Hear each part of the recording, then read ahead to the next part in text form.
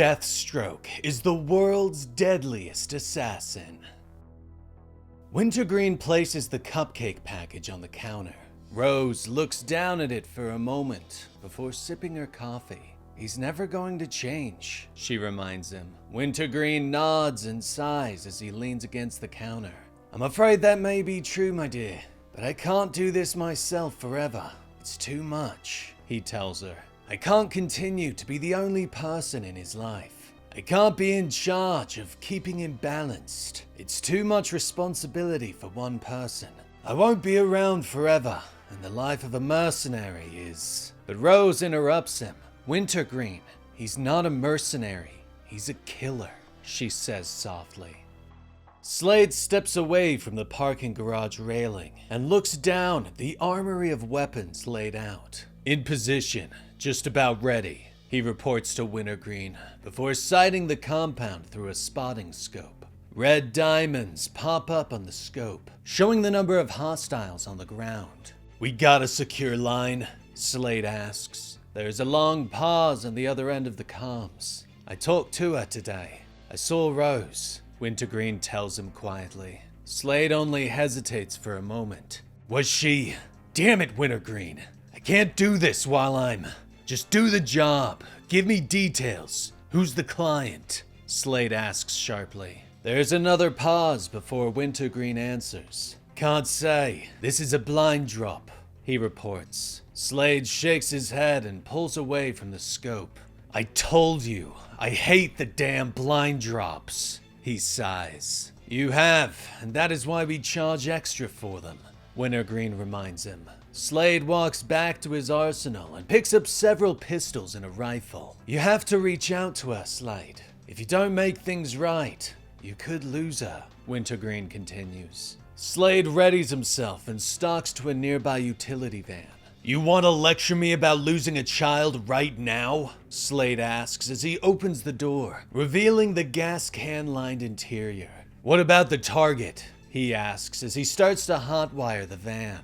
Whistleblower, 46 years old, Caucasian, father of 3, Wintergreen reports. Slade pulls on his helmet and gets on the roof. What's standing in my way? I see armored trucks, he asks as he readies himself. Ex-Special Forces. They appear to be well trained. Reaching the target won't be easy. They've got him locked up tight, Wintergreen reports. He readies his combat staff and pokes it through the shattered front windshield. The client asked that this be done quietly, he tells Slade. Slade thinks about it for a moment. Yeah, I'll bet they do.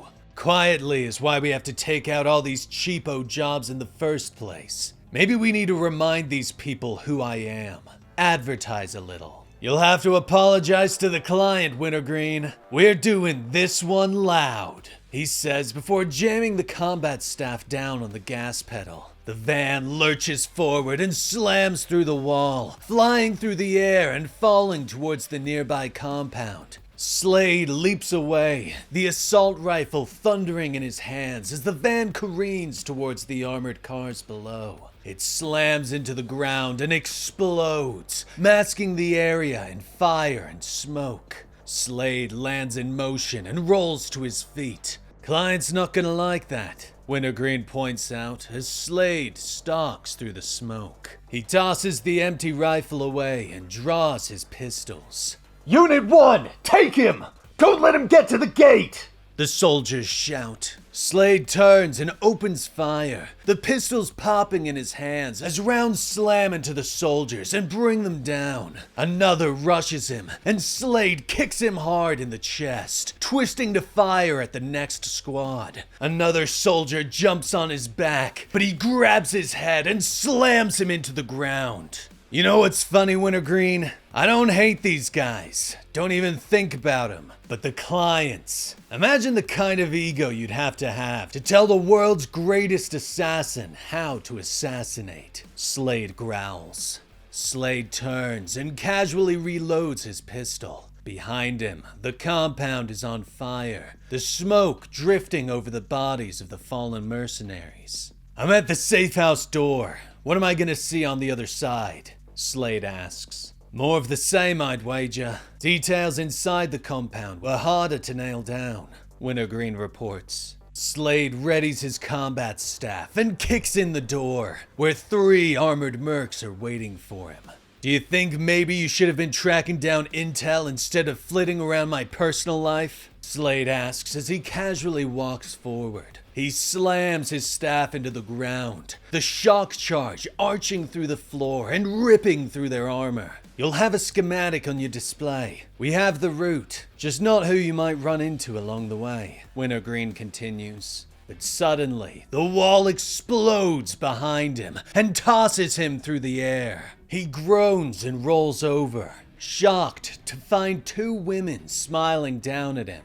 The body doubles. You're gonna want to stay on the ground, Carmen Lino says with a smile. Slade pulls himself up. Well, no chance of that, he says as he charges forward and slams into her. Slade twists and kicks the rifle out of Bonnie Hoffman's hands. Careful, Silver Fox. You don't want to break a hip, the body doubles joke. Files say they have healing factors, but not super strength, Wintergreen reports. Slade draws his pistols and takes aim, but the women charge forward and stab him in the gut. He rips the blade free and turns to stab it into Carmen's shoulder before twisting around and firing 3 rounds into Bonnie's stomach. The 2 women fall to the floor. Slade continues forward until he reaches another door. The target should be right through that door, Wintergreen tells him.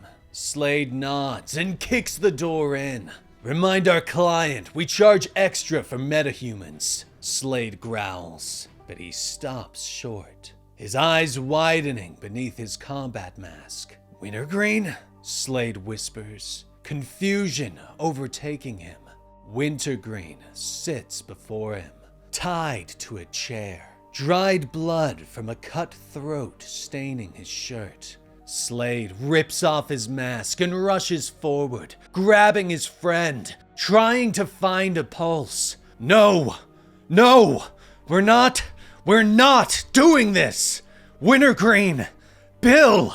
You can't die, you jackass! There is a note pinned to Wintergreen's chest. Slade, I'm taking everything, it reads.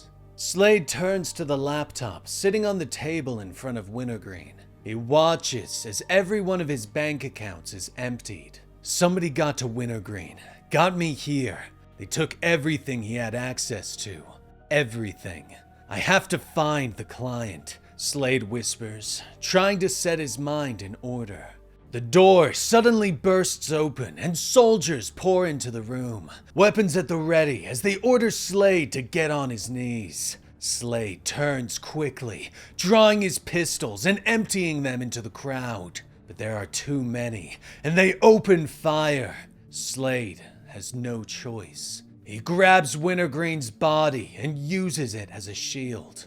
Sorry to make you a meat shield, old friend. I promise. I would have done the same for you, Slade says as rounds slam into Wintergreen's body. But suddenly, there is another voice in the room. Tick, tick, Slade, it calls. Slade's eye widens as he sees the bomb strapped to Wintergreen's chair. He pushes his friend away as the explosion rips apart the room. Part of the ceiling collapses, and the room is full of fire and smoke. Does somebody have eyes on him? Is he down? The soldiers shout, but Slade isn't dead yet. He pulls himself from the rubble, pistol in hand, anger flashing in his one good eye. Someone, he gasps, took everything. My money, my best friend. He growls. The soldiers raise their weapons in fear. Before, Slade was just a killer. But now, he's something worse. And that was the complete story for Deathstroke the Terminator, issue 1 by Tony Fleecs. This was the start of a new Deathstroke series in the post-DCKO era for DC. Let me know what you thought about it in the comments down below. If enough people enjoyed it and the video does well enough, we'll continue this series here on the channel. And don't forget, if you want to support the channel, like, subscribe, and share the video with your friends. I'm Dan with Comicstorian, and we will see you next time. Rest in peace, Benny.